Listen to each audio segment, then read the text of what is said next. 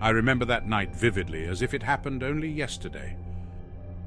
The moon hung low in the sky, casting an eerie glow over the desolate landscape. The air was heavy with an unsettling stillness, and a sense of foreboding loomed over me like a dark cloud. Little did I know that I was about to experience something truly terrifying. It was late, and I found myself driving alone along a narrow, winding road. The surrounding forest seemed to press in, its gnarled branches reaching out like skeletal fingers, grasping at the edges of my sanity. The radio crackled with static, punctuated by occasional bursts of unsettling music that sent shivers down my spine. I felt a knot tighten in my stomach, a deep sense of unease that refused to dissipate. Suddenly, out of the corner of my eye, I caught a glimpse of movement. My heart skipped a beat as I turned to look, only to see nothing but the dense blackness of the forest.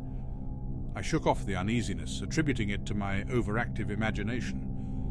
But the feeling of being watched persisted, and a chill ran down my spine. As I continued down the road, strange things began to happen. Shadows danced on the periphery of my vision, elongated forms that seemed to twist and contort in unnatural ways.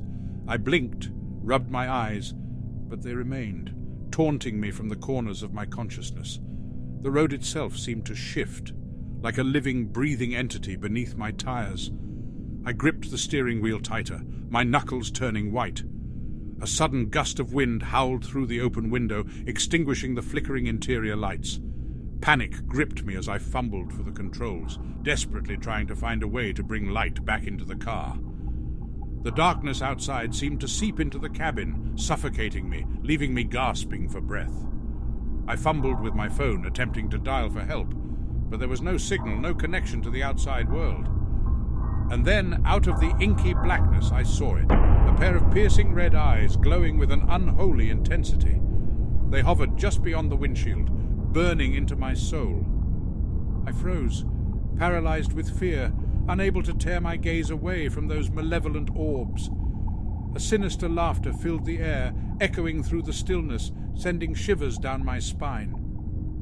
As if controlled by an invisible force, my car lurched forward, accelerating on its own accord. I desperately slammed on the brakes, but they were unresponsive, as if overridden by some unseen presence. The world outside became a blur as I hurtled forward, the road becoming a twisted labyrinth of terror.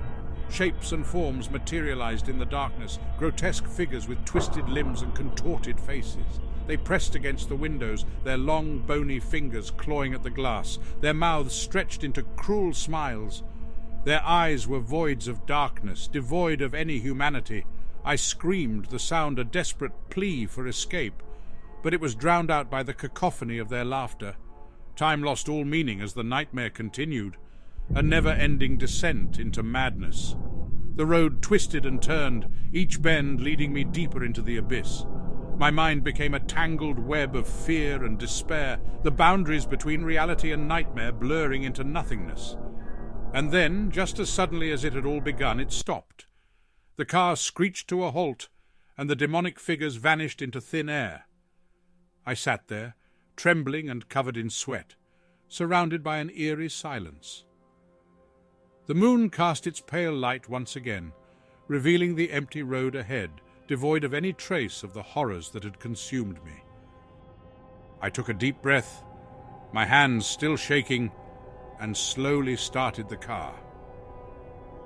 As I drove away from that desolate stretch of road, I couldn't help but glance back, half expecting to see those red eyes glaring at me from the shadows. The terror of that night would forever haunt my dreams, a constant reminder of the darkness that lurks just beyond the realm of our understanding.